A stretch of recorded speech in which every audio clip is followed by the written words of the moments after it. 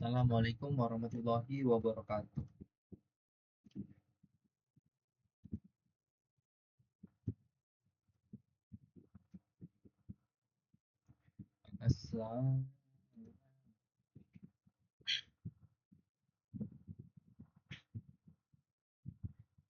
Assalamualaikum warahmatullahi wabarakatuh. Perkenalkan, nama saya Wahyu Kurnia Pratama dengan NPM 2335102228 dari kelas 4E. Nah, di sini saya akan menjelaskan hasil dari tugas saya, yaitu di mana tugas dari pertemuan 10, di mana di sini saya dalam di tugas ini suruh mencari sebuah studi kasus untuk dijadikan bahan pembelajaran uh, fitur view router atau Vue.js. Nah, di sini saya mengambil studi kasus laundry atau website laundry. Nah, pertama-tama kita masuk dulu ke dalam routing itu sendiri, yaitu fitur dalam sebuah fitur dalam Vue.js, yaitu mana routing in Vue.js adalah mekanisme untuk mengatur navigasi antar halaman atau komponen dalam aplikasi berbasis single page atau application atau SPA. Nah, Vue menggunakan Vue Router sebagai library resminya untuk mengatur routing. Routing di Vue.js memungkinkan pengguna berpindah dari satu halaman ke halaman lain tanpa perlu reload seluruh halaman. Setiap router dikaitkan dengan sebuah komponen dan URL yang berbeda akan menampilkan komponen yang berbeda pula. Nah, di sini ada sedikit deskripsi dari website laundry yang telah saya buat, yaitu laundryku atau laundry kita. Nah, laundryku adalah sistem informasi manajemen laundry berbasis web yang menyediakan solusi digital untuk pengelolaan jasa laundry. Nah, di sini saya sudah membuatnya. Jadi website ini dibangun dengan teknologi yaitu Vue.js, kemudian Vue, kemudian Vue Router, lalu CSS. Nah, fitur utama yang ada pada website ini yaitu antarmuka pengguna atau user interface, yaitu tampilan responsif yang bekerja optimal di desktop dan mobile, kemudian navigasi intuitif dengan navbar utama yang mana ada home, status, laporan, kemudian login dan register. Terakhir ada animasi interaktif seperti hover effects, lalu transition. Nah, pada tampilannya itu ada pemantauan status, yaitu untuk melacak progres pesanan laundry, lalu pemesanan, formulir pemesanan layanannya. Kemudian kita bisa melihat riwayat atau daftar transaksi sebelumnya. Lalu ada manajemen layanan CRUD atau CRUD layanan laundry. Kemudian ada laporan keuangan, analisis pendapatan. Lalu manajemen pesanan, update status pesanan. Kemudian sistem autentikasinya menggunakan login atau register dengan validasi form. Kemudian terakhir proteksi rute dengan navigation guards. Nah, kita masuk ke dalam yang pertama struktur folder yang ada pada website saya, yang dimana di sini struktur dari router dan websitenya. Nah, jadi jika teman-teman itu sudah membuat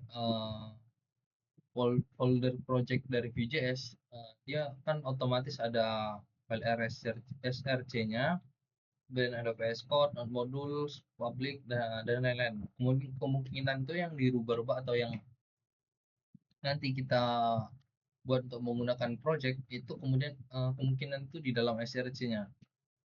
Nah, jadi di dalam src itu ada assets.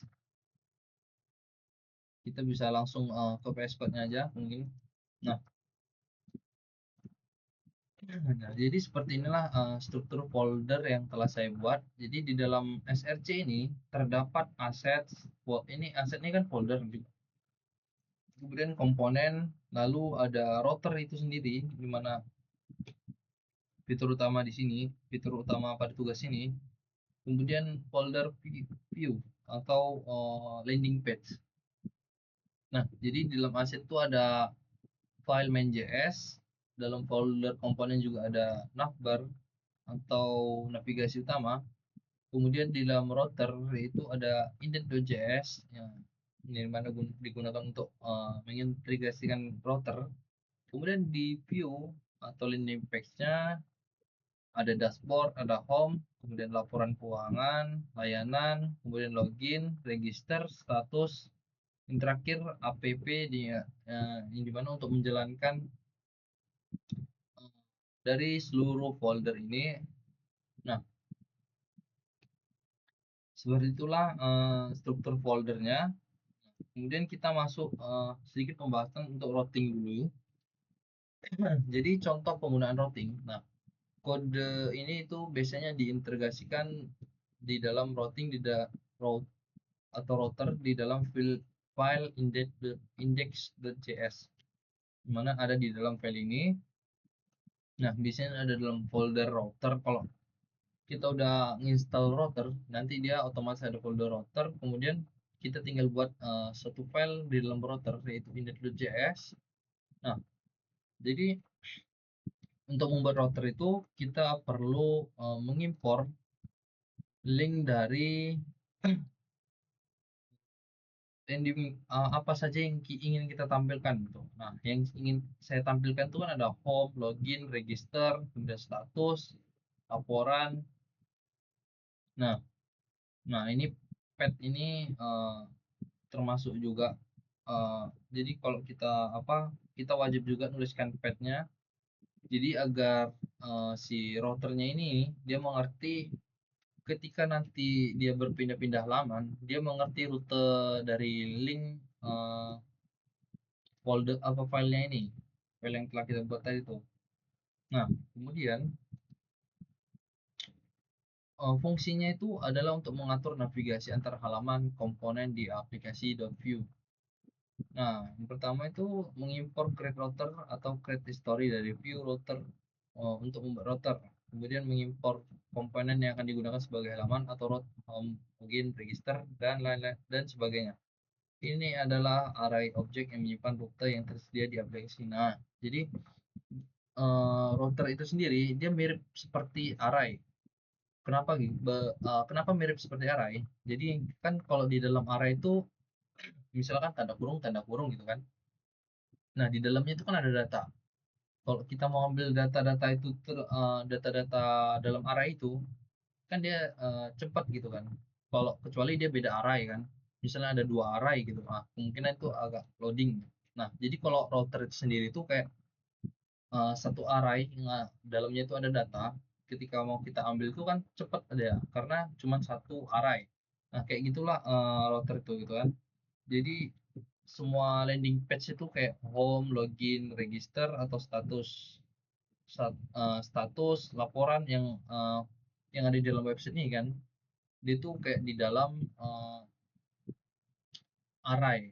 Nah, jadi ketika dia berpindah-pindah itu cepat gitu, nggak ada loadingnya atau lain kayak gini loading kayak gini kan biasanya kalau mau pindah halaman tuh kan muter-muter dulu gitu. Nah, kemudian setiap objek pet itu menunjukkan URL yang diakses. Kayak saya tadi bilang, pet ini dia menunjukkan URL atau link yang akan diakses nantinya gitu. Kemudian komponen menunjukkan komponen mana yang akan ditampilkan saat URL cocok. Nah, itu router. Kemudian biasanya di akhir kode dari router itu ada export default router. Biasanya itu digunakan diletakkan di akhir kode itu untuk diekspor agar bisa digunakan di file main.js lalu dipasang ke aplikasi view. Nah, kemudian kita masuk ke ini main.js-nya kalau nggak salah ya. Nah, ya. Jadi import router from router, yaitu baris ini mengimpor konfigurasi routing dari file index.js di folder router. Kemudian isi dari file tersebut adalah sebuah pengaturan rute atau path komponen yang akan ditampilkan dan sebagainya. Nah, tanpa baris ini, aplikasi tidak akan tahu bagaimana akan menangani navigasi antar halaman. Nah, jadi file index.js dan main.js itu penting untuk terhubung. Dia harus terhubung dalam kasus router ini, karena kalau dia nggak terhubung, dia aplikasi Vue.js ini tidak akan tahu bagaimana navigasi antar halaman atau rute dari link halaman antar halaman. Nah, kemudian user router, baris ini mendaftarkan router ke aplikasi Vue. Artinya Vue sekarang bisa menggunakan Vue router untuk mengatur navigasi halaman. Komponen seperti router Vue dan router link akan berfungsi setelah router dipasang. Kemudian create app user router mount pagar app create app membuat instan aplikasi Vue komponen utama app dari komponen utama app.vue. Kemudian user router menambahkan fitur routing dari file router atau index.js. Kemudian mount app menempelkan aplikasi ke halaman HTML dengan ID app, biasanya ada di index.html. Nah, mount app ini juga penting. Kenapa? Karena ketika kita ingin menampilkan website sebuah kode ke website itu, kita perlu namanya HTML.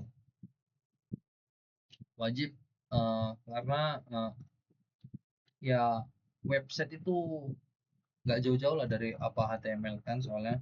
Nah, kemudian kita masuk selanjutnya, itu penulisan kode router link di bagian navbar seperti yang ada pada gambar bertujuan untuk menyediakan navigasi antar halaman dalam aplikasi Vue menggunakan sistem routing. Nah, routing adalah sistem yang mengatur halaman mana yang akan ditampilkan berdasarkan URL yang diakses. Dalam konteks navbar, setiap menu di navbar terhubung dengan rute tertentu. Ketika pengguna mengklik salah satu menu, aplikasi tidak akan mereload seluruh halaman, tetapi hanya mengganti tampilan kontennya sesuai rute yang diakses. Ini memungkinkan aplikasi berjalan sebagai single page application atau SPA yang membuatnya lebih cepat dan efisien. Nah, contohnya itu ada di navbar. Nah, ini dia. Nah, jadi sesuai yang ada di slide tadi, jadi setiap menu di navbar itu terhubung dengan rute tertentu. Nah, jadi navbar itu sebagai tempat penghubungnya antara router link. eh, Navbar itu kan atas ya, bukan ya, bukan itu. Router link itu kan untuk menghubungkan router link dengan apa namanya, hmm, page masing-masing page nih. Nah, jadi kayak ada home router link to home router link gitu kan. Router link to login berarti dia ke login, router link to register, dan lain-lainnya kan gitu. Nah, kemudian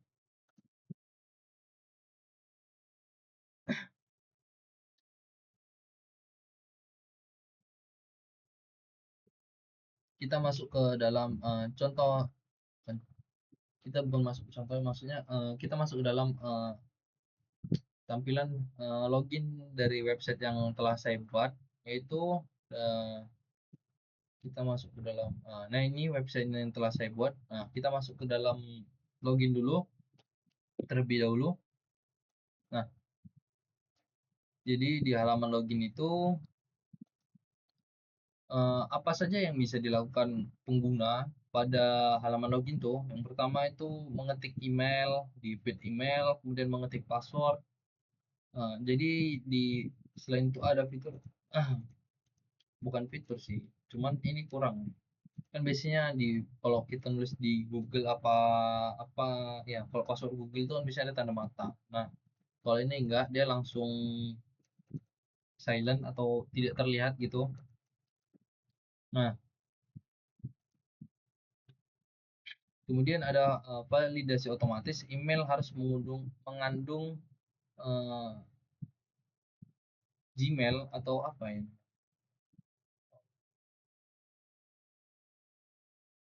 Dot ya. Dot bukan dot. Pokoknya gini lah ya, apa bacanya saya lupa. Dan domain valid. Kemudian password minimal 6 karakter. Nah, kita coba kalau nggak dia nggak 6 karakter bisa nggak? Ini kan 3. Nah, dia bakal muncul password eh, pemberitahuan password minimal 6 karakter. Coba kita isi 6 karakter 1 2 3 4 5 6. Nah, dia bisa login. Oke. Nah, kita kembalikan. Nah, misalnya kita nggak pakai email gini kan, apakah dia bisa login seperti yang ada pada fiturnya? Nah, jadi dia nggak bisa login sesuai dengan apa? Kemudian ada submit from, klik tombol baik login akan memvalidasi input, kemudian menampilkan pesan error jika email kosong atau tidak valid. Kemudian ada password kurang dari 6 karakter, maka dia akan menampilkan pesan error yang kayak tadi, password kurang dari 6 karakter. Nah, kemudian jika sukses, maka akan menampilkan alert login berhasil, kemudian simulasi, lalu di redirect ke halaman status. Nah, ini opsional, sebenarnya bebas mau ke halaman mana aja. Biasanya kan halaman home kan, ke halaman home mungkin gitu kan. Kemudian navigasi ke halaman lain, klik teks daftar di sini akan mengarahkan ke halaman registrasi. Kita coba buka 3 4 5 6. Kita coba, kan kita misalnya belum punya akun, kita pencet, nah maka dia akan langsung diarahkan ke halaman register. Nah, ini dia fungsi dari router tadi itu. Sebenarnya dia itu ibaratnya satu folder, semua halaman ini ibaratnya satu folder, cuman dia beda-beda, cuman dia saling terhubung karena adanya routing itu tadi. Kalau kita pencet, misalnya kita Wahyu, kemudian kita passwordnya 456. Kemudian di sini untuk memverifikasi password kita buat 2 kali, saya buat 2 kali ya. Nah, kalau salah dia akan salah nih. Nomor telepon asal-asal aja. Nah, password tidak cocok. Jadi dan nomor telepon tuh kan biasanya kalau nggak 12 angka atau dia 11 angka. Kalau nggak 13. Ini berapa nih? Satu dua, salah salah. 1 2 3 4 5 6 7 8 9 10 11. Nah, ini harusnya bisa. Passwordnya harus 6, harus sama. Jadi 1 2 3 4 5 6. Nah, dia bisa bisa langsung login. Nah, di sini saya lupa, belum saya ubah dari rutenya, dari halaman register atau login dia itu langsung ke status. Kita masuk ke balik ke ini dulu. Nah, kemudian kita masuk ke halaman register tadi udah kan, yaitu apa aja yang dapat dilakukan pada halaman register. Input data, registrasi, pengguna dapat mengisi nama lengkap, email, validasi format, password minimal 6 karakter, dan tersembunyi konfirmasi password. Nah, dia harus sama dengan password yang pertama dibuat karena dia kan 2 kali kan konfirmasi. Nah, kemudian nomor telepon, nah, validasi angkanya itu 10 sampai 13 digit. Kemudian validasi real time. Nah, jadi sistem itu akan mengecek kalau misalnya dia salah, dia akan langsung muncul gitu salah gitu kan. Nggak kayak loading dulu gitu. Nah, kemudian submit form. Ketika tombol daftar diklik, validasi dijalankan. Jika error, dia akan menampilkan pesan error di bawah file terkait. Misalnya di nomor telepon, di bawah nomor telepon tuh bakal muncul pesan error. Kalau di nama email, dia bawah email apa, di bawah nama email itu langsung muncul error gitu. Kemudian jika sukses, dia akan menampilkan alat atau seperti notifikasi itu, menampilkan pendaftaran berhasil, data disimpan di local storage karena ini simulasi kan. Kemudian dia direct langsung ke halaman status itu tadi, itu kan bebas kan. Nah, kemudian navigasi ke login, klik teks login di sini itu akan mengarahkan ke halaman login. Nah, kemudian kita masuk ke halaman home. Yang di kalau di home ini mungkin fiturnya sedikit ya karena nggak pakai backend juga. Nah, jadi yang pertama, pengguna itu dapat melihat informasi layanan. Pengguna dapat melihat 3 jenis layanan laundry, uh, melakukan pesanan, mengenal keunggulan layanan dari laundry itu sendiri. Kemudian navigasinya mudah. Halaman ini juga memberikan kesan pertama yang menarik dan mungkin pengguna untuk menavigasi ke halaman lain seperti login, register, dan status, uh, dan lain-lain. Nah, ini kita masuk ke halaman home-nya. Nah, seperti ini simple aja, halaman home-nya. Nggak bagus-bagus juga, kayak biasa. Nah, jadi dia menampilkan apa namanya, layanan dari laundry itu sendiri. Kan biasanya laundry itu punya layanan mau cuci reguler atau cuci ekspres sehari jadi gitu kan, atau cuci kilat dia 6 jam langsung siap tapi bayarnya 20.000 gitu. Nah, di sini sedikit saya kasih logo. Kalau cuci reguler tuh baju, saya bedakan logonya. Nah, kemudian dia kayak menampilkan eh, keunggulannya gitu.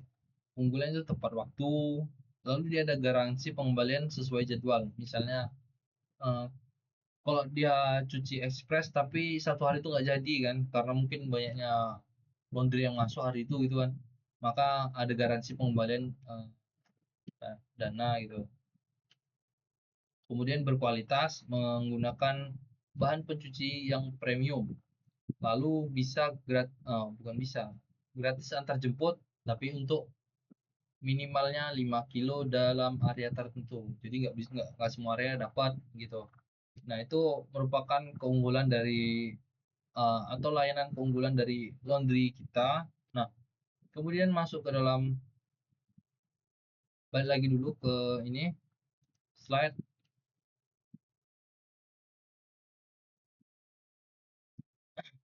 Ini lupa saya ganti. Status.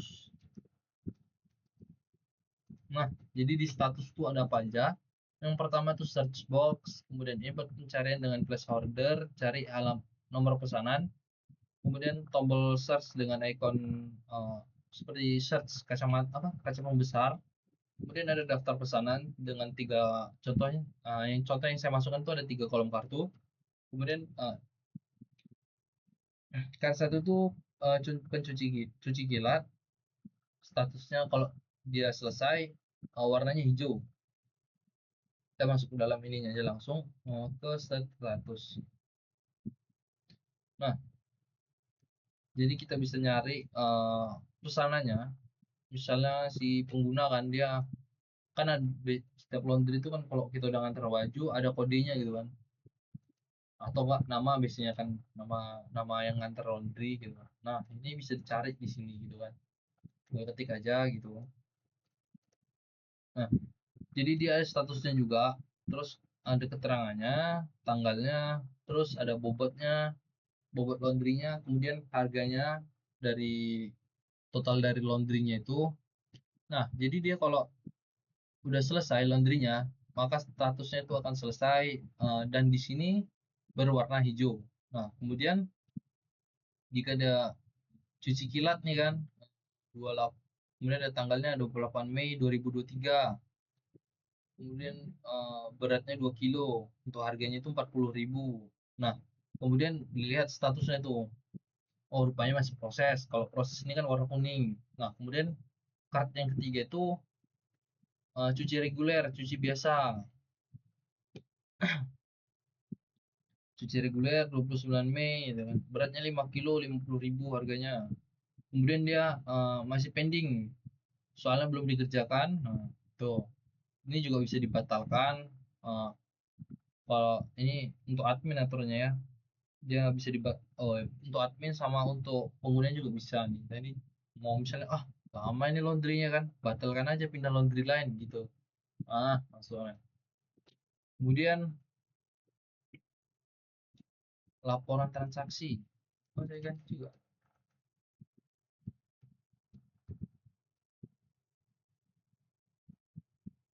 Nah, apa aja yang ada di laporan transaksi ini ada UI UX-nya, header, judul laporan kan, deskripsi ringkasan seluruh transaksi laundry, kemudian filter data, input tanggal mulai, input tanggal selesai, ada drop down filter status, semua selesai proses pending ya kan. Kemudian tombol terapan filter, statistik ringkas 3 kartu, total transaksi dan lain-lain lah. Nah, masuk ya ke dalam laporannya. Nah, jadi di sini kita bisa nyari transaksi kapan gitu kan. Misalnya 2003 tadi kan, 2023. Mana 2023? Mei tanggal 28. Nah, itu bisa dicari gitu kan. Misalnya ada ini ya ada kan. Kemudian kan ini ada total 5 transaksi. Yang selesai ada 3, yang proses nggak ada, yang pending nggak ada juga. Ini belum terapkan. Ini belum bisa ya, soalnya kan nggak ada ini ya. Nah, kemudian dia akan menjumlahkan hasil dari total seluruh transaksinya tadi. Kalau contoh dalam status itu kan 45.000, 40.000, 50.000. 40 tambah 45, 95 tambah jadi 135 ya. Nah, kemudian kita buat laporannya. Ini dia muncul, bisa dilihat juga kan terang apa ya, detailnya gitu. Ini ID pesanannya, lalu ada nama pelanggan, kemudian dia jenis layanannya cuci ekspres kah, cuci kilat, kemudian tanggal, lalu ada berat untuk laundrynya sendiri, total, kemudian di sini ada status kayak di status tadi, proses selesai atau pending, bisa juga dibatalkan kalau yang masih pending tapi ya. Nah, di sini juga halaman. Nah, ini di sini ada fitur juga di mana datanya itu bisa disimpan. Misalnya mau simpan file export akan buka dialog download. Oke. Nah, mungkin itu aja. Nah, jadi itu aja fitur-fitur yang ada di website saya. Nah, untuk sedikit penjelasan dari struktur foldernya itu dari routernya sendiri. Nah, kita masuk dulu ke ininya. Kenapa dia biasanya kan kita kalau dalam sebuah website gitu kan, nggak tahu lah pakai bahasa pemrograman apa gitu kan. Kalau kita pencet gini-gini kan, misal dari home pindah ke status, ke laporan, terus ke login, ke register gitu kan. Biasanya itu kan dia ada loading dulu, sini muter dulu kan, terus di sini ada garis biru biasanya kan jalan, kadang di sini agak lama, 2 detik 3 detik baru set gitu kan, baru pindah dia. Nah gitu. Nah, kalau ini kan langsung gitu kan. Nah, itulah router. Dia nggak perlu mereload seluruh halaman untuk udah berpindah dari satu halaman ke halaman lain. Misalnya dari home ke status, dia nggak perlu reload. Nah, jadi itulah keunggulan router atau ya itu fungsi router itu sebenarnya. Jadi dia nggak perlu mereload seluruh halaman. Nah, kalau dalam kodenya sendiri itu kayak mana sih gitu kan? Misalnya kita di navbar nih gitu kan, kita mau ke login, kita klik tek. Nah, maka si dari navbar ini karena ada router link login, dia langsung diarahkan ke mana sih landing page login gitu kan, tetap langsung masuk ke login. Nah kayak gitu dia. Jadi si router tuh dalam satu folder, jadi dia bukan satu folder sih, jadi dari satu project di Vue.js tuh sama dia itu dihubungkan satu-satu dari jadi si dashboard ini bisa ke navbar, home bisa home ke navbar, laporan ke navbar gitu, saling terhubung lah ibaratnya gitu. Nah jadi kayak gitulah cara kerjanya si router itu. Nah dengan kayak mana caranya, yaitu dengan nulis kita buat kode yang mana kita importkan dulu atau kita panggil dulu create router atau grab web history from view router setelah kita install view routernya itu kan. Nah kemudian apa yang diimport atau apa yang dipanggil home, misalnya kita manggil halaman home, landing page home, kemudian tulis nama dari foldernya terakhir tuh dengan kan dia di dalam folder src, kemudian dalam views titik dua slash login view slash kemudian login lalu dot view gitu. Nah itu cara penulisan untuk si the routernya di file index.js-nya. Nah kemudian jangan lupa juga tulis untuk path-nya. Yang misalnya kan ini kan pertama home gitu kan, tulis cons router variable router, lalu di dalamnya itu ada array, ini kan array nih, apa aja dalam isinya, kemudian ada path. Nah tuh path itu kan sebagai penanda untuk link rute dari si home, login, register dan lain-lain kan. Nah path itu kan rute, kemudian namanya apa, rutenya itu home, kemudian komponennya home gitu kan. Nah kayak begitu juga dengan yang lainnya kan, misalnya ada ya ini kan ada login dari register ya, sini juga ada gitu bawahnya, nggak cuman home. Nah kemudian terakhir buat lagi sebuah variabel constructor create router history create, itu dia jadi menyimpan historinya, kemudian export default router. Nah itu tadi seperti dalam slide untuk mengapa tadi saya lupa juga.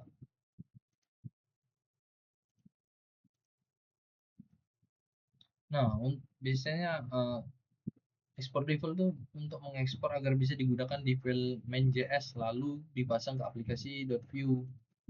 Nah file main.js itu, nah ini file main.js, panggil lagi dari create app from view, kemudian import kan app dari sini nih dipanggil dari main.js nya, apanya main.js manggil ini create app kan. uh, Create app import from a view gitu kan, import app from app view, import router, dia manggil router manggil app terus create app, lalu kan saya ada juga tambahkan css. Nah import asset main.css, kemudian ada font awesome untuk icon yang ada di dalam tampilan website saya. Nah dalam app-nya pun wajib dituliskan ini router.view, dimana untuk menampilkan tadi saya lupa juga router.view. Nah, ini nih, nah ini dia.